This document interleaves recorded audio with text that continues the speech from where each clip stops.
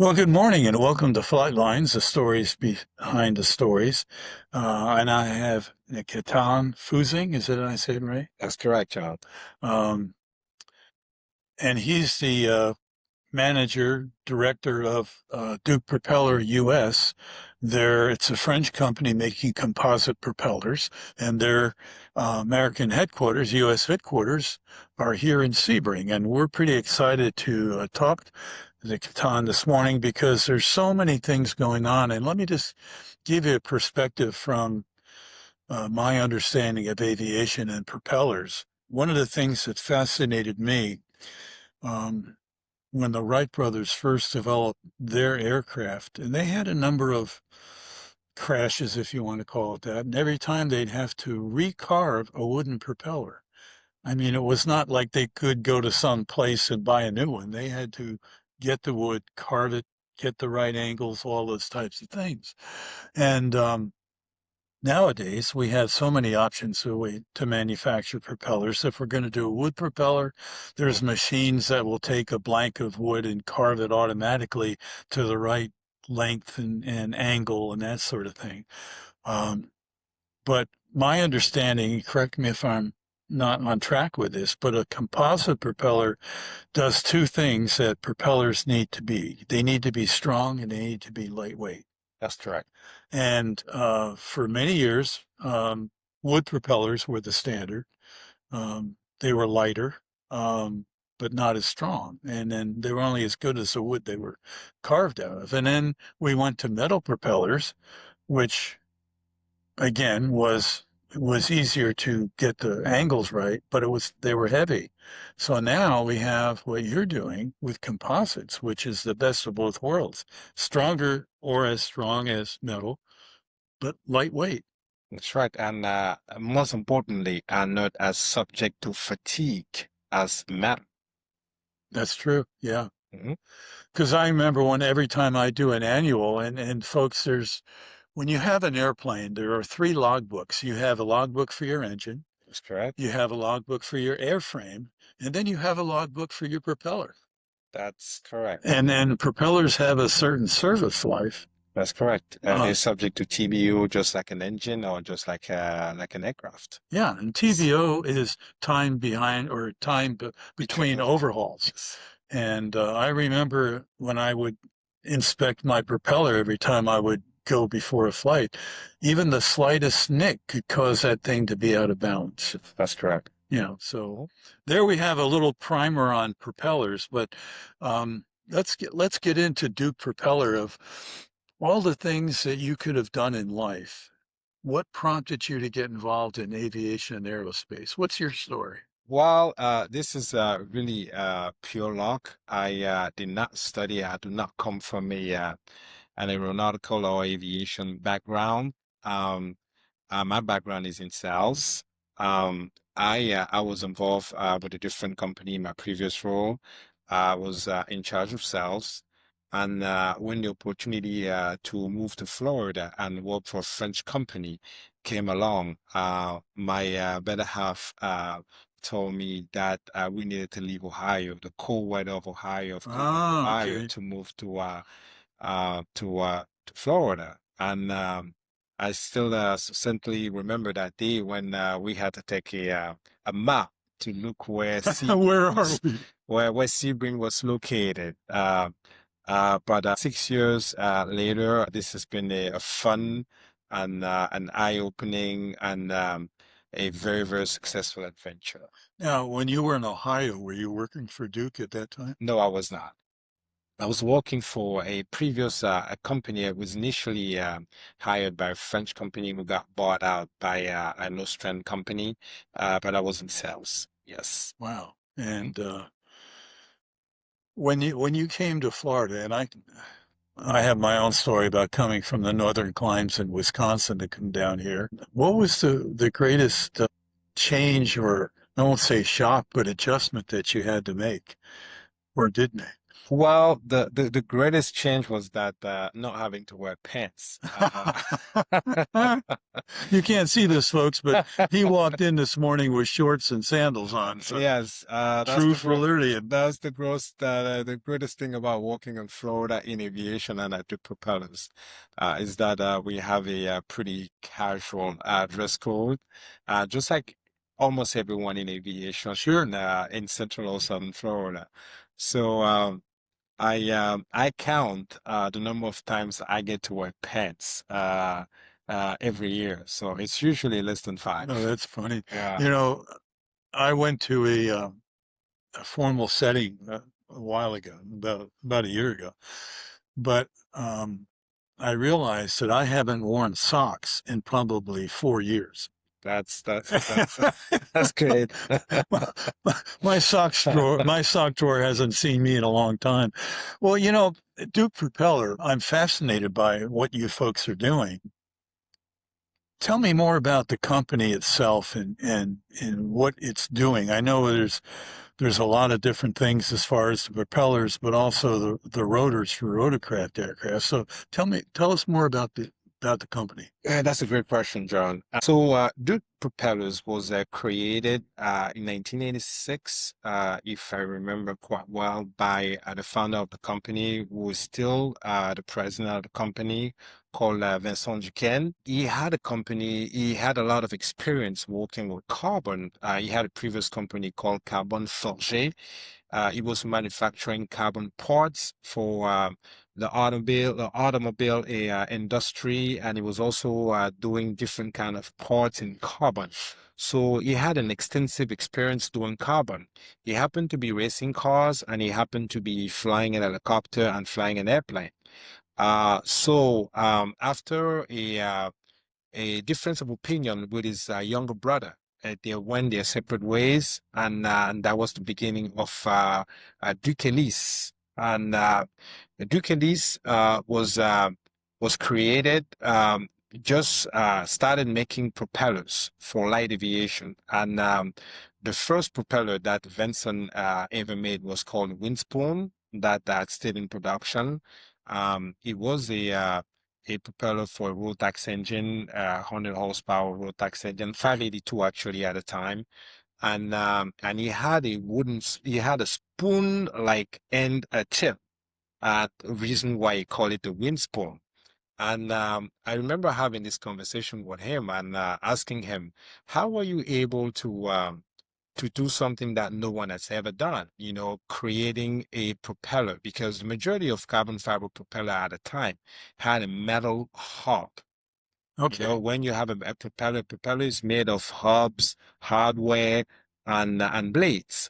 And Vincent was the first one to actually make a carbon fiber, hub, significantly reducing No, a lot the less weight. weight. Yeah. Yes, the weight of a propeller overall. And his claim to fame is that he actually has a patent, in forged carbon. That was the process that he brought on board to be able to make a forge hub, therefore significantly reducing um, the weight of the propeller and increasing the smoothness. Because our claim to fame is that our propellers are actually, anybody who was flown behind a Duke propeller will tell you that they are very smooth. And not that noisy that I. No, they're not that noisy due to the foam core that we have that expand during the curing of the carbon fiber. So it's a very elaborate, and we do have some videos of our factory tour describing how the propellers are made at YouTube. So anyone interested could actually take a look. Um, We're going to provide that link on the yeah. podcast, folks, so you'll be able to see this. So that's how Duke Propeller came about, from very humble beginnings to what we are today. We employ a little bit over 25 employees in France at the factory, and we've seen a significant growth during the past 6 years that I've been involved with the company. Well, we are very excited to have you here in Sebring for a number of reasons. Selfishly, when I was involved with the school program, we had a number of our students interning with you. That's correct. And many of them now have gone on to College. and aerospace careers. One of them is Luke Halpern, That's correct. and Luke's working in California with a company that I asked his dad one day. So what's he working on? And he said he can't tell us. Well, it's working for it happens. It's funny that you bringing Luke, you bringing you bringing Luke's name because Luke is actually working for a company that we're developing a propeller for, Oh wow! at this point. So Full circle. full circle. Yeah, quite interesting. Wow. Well, that's the neat thing about what we do here at the airport. I mean, we have lots of businesses, but the other thing we try and do is to incorporate our youth and our aviation aerospace program into those opportunities, and um, one little gal that was involved when she first got involved with you over there and Justin in the avionics changed her whole perspective of what she wanted to do with her life, That's correct. and that's exciting. So, um, when you look at you're doing propellers, but you're also doing rotors. Absolutely. Propeller is just a tiny part of the business portfolio that's offered by Duke. We make carbon parts, we make spinners, we make any rotating parts for aviation made out of carbon fiber. We're capable of not only designing, developing, and producing. So we have a very dynamic R&D, research and development project involving all kinds of urban mobility programs, eVTOLs, helicopters, rotors. We make all kinds of a lot more. We're a lot more than propellers. Yes. The claim to fame is the fact that we do propellers and rotors for aviation, but our R&D department is involved in a lot more than that. Well, I want to get into the VTOLs because I think that's an incredibly growing segment of aviation, and it's one of the things here in Sebring that we're very, very involved in. Um, but just give you a little primer, folks, for those of us that aren't in aviation that may be listening to this. Um, Helicopters are classified as rotary wing aircraft, because the rotor is actually a wing. And the way the wing works, and to this day, there's debate about what makes a wing work and what makes an airplane fly. But in the most general types of terms is that the air going over the top of the propeller compared to the air going underneath the flat surface of the bottom of the propeller is different. And that difference in speed and pressure causes lift. So if you have a VTOL aircraft or a drone that you're using, if you want to increase the lift, you just increase the speed of the rotor or the wing, the rotary wing. So let's take a look at where we're going with the VTOLs and the types of vertical lift aircraft that Duke is working with. Who are you working with, and where do you see it going? Well, we are involved in over a dozen of different programs, our R&D team, and we most of those projects are under non-disclosure agreement. So you could tell me, but I'd have to kill you. No, we can. Some of them are public, such as the Honda program. It's public information because they just made their first flight not too long ago out of California. The Embraer slash Eve program out of Brazil. It's a public project that we've been involved with for the past I would say 3-4 years. And there are numerous other projects, that we cannot officially talk about that we've been involved. Wow. Well, of all the places that Duke could have located, um, why Florida? Why here? Why Sebring Airport? Why Sebring? That's a good question, John. So Vincent Duquesne was the president and the founder of Duke Propellers, as well as been involved with racing, with car racing.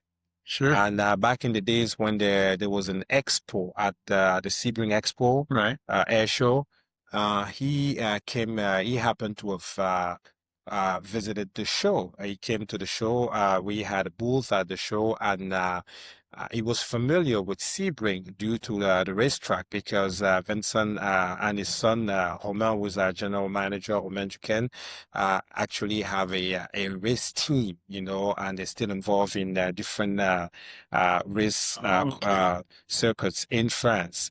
So they were very familiar with the 12 Hours of Sebring and the Sebring race course because at the 12 Hours of Sebring is a very famous, that's Yeah. very well known for any racers Yeah. If you can involved. survive here for 12 hours, you can survive 24 at Le Mans. That's correct. So they were aware of the Sebring Regional Airport, and when they happened to have visited the last year of the expo, it was time for them to expand to the U.S.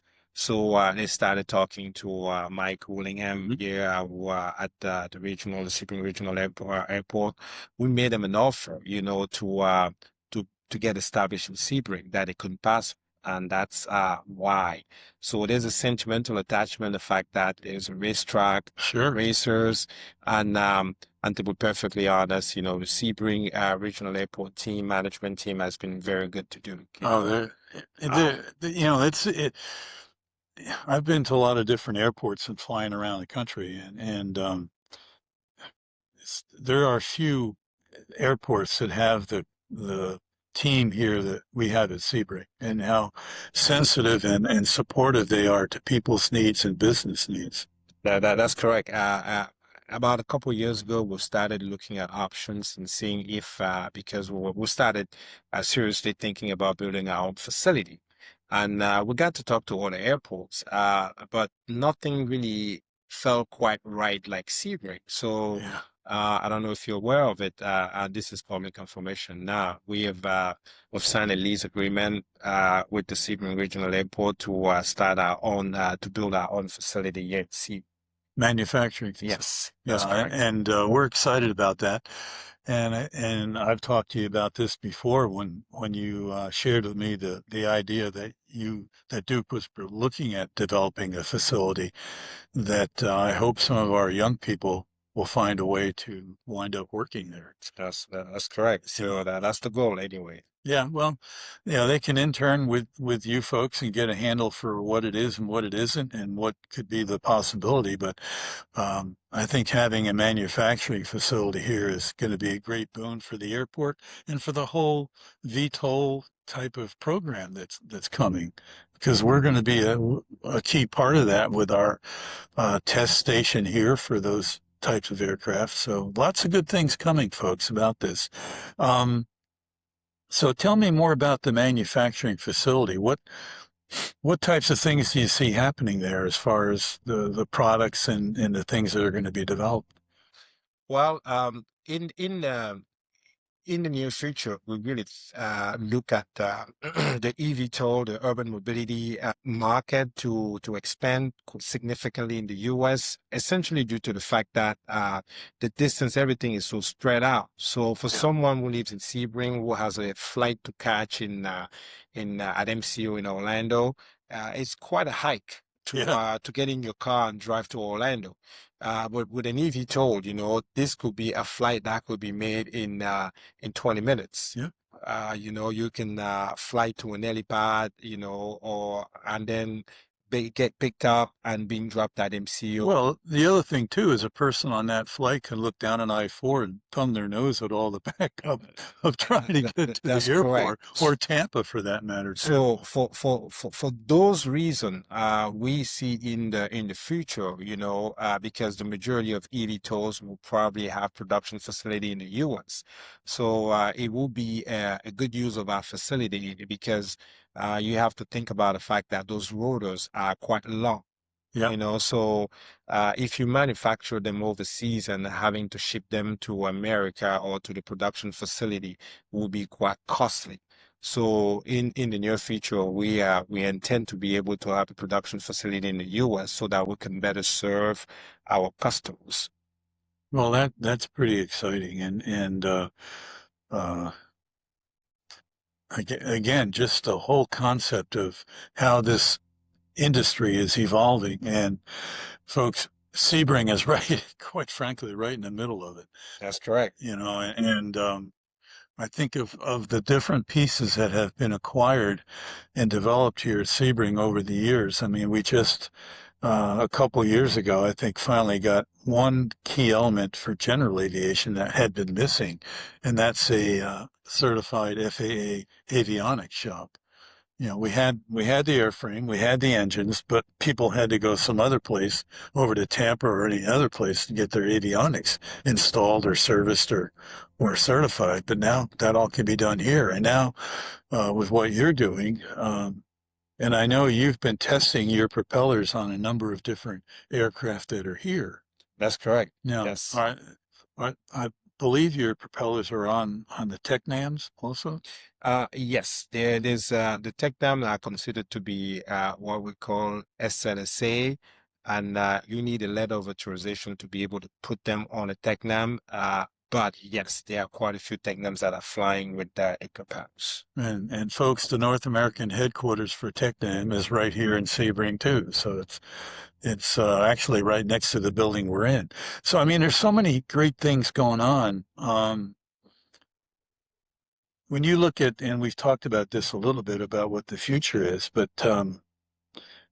what do you see for Duke Propeller here? And you got the manufacturing coming up, but where do you see yourself in that as time goes on? What's next for you?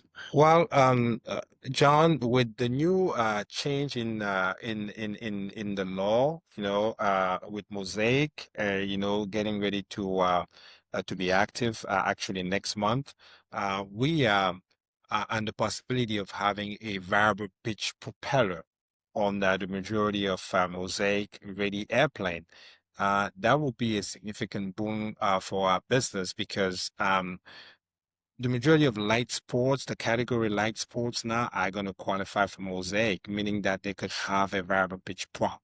So we're seeing a lot of customers, switching from a fixed pitch or to a variable pitch prop. So in the near future, we see a lot of customers flying to the Sebring Regional Airport, and that will result in them having a meal. Yeah.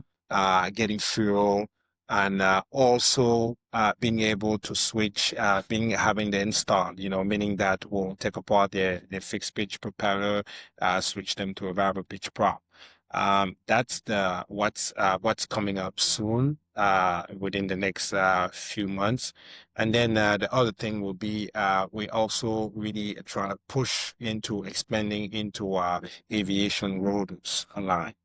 That is something that we've been manufacturing aviation rotors for the past 3 to 4 years.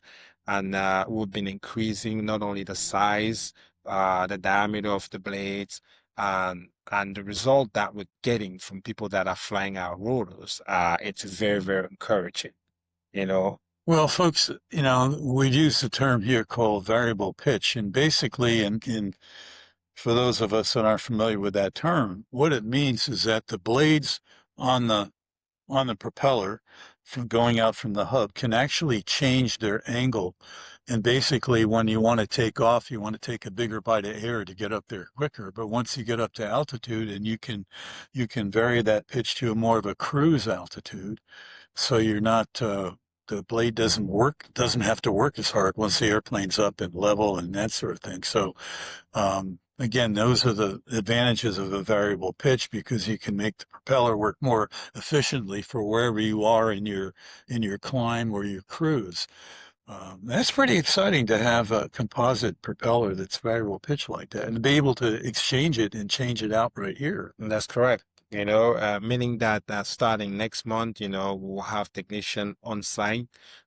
You could fly into a facility in Sebring, and we could take apart your current propeller and get you set up with a variable pitch propeller for you to go home. So. Wow, that is pretty cool, and that again offers some efficiency and operation for the aircraft. That's correct. Very much so. Because quite frankly, right now, when you have a fixed pitch, it's set at an angle that does something fairly good for both types of Yeah, flight. you have to compromise. It's a Yeah, it's a compromise. compromise Yes. from climb out and cruise, but Yes. here, the variable pitch, you can have the best of what you want for any particular situation. Yes, it's the equivalent of having a manual transmission, or you're fixing one gear versus having, an automatic transmission that as you That's a see great fit, analogy. yes, Yeah. as you see fit, you can adjust and go fast. Well, exciting stuff. And as we move along with our podcast, folks, this is only the first of a number of them that you and I are going to have as we move along, because we want to track what's going on. I can see us coming over and looking at an exchange from a fixed pitch to a variable pitch. Absolutely, we'll be happy to show you a lot, to take you along the process. What's involved, what we do, how we prepare a plane to be fit with a variable pitch prop. Yeah, and I think We'll be also glad to do that. talking to the owner of the airplane, That's because correct. what they feel is the value. I mean, we already do that. I don't know if you're aware. There is a flight school here. Right. Rex Air. Not only Rex Air, but Bristol.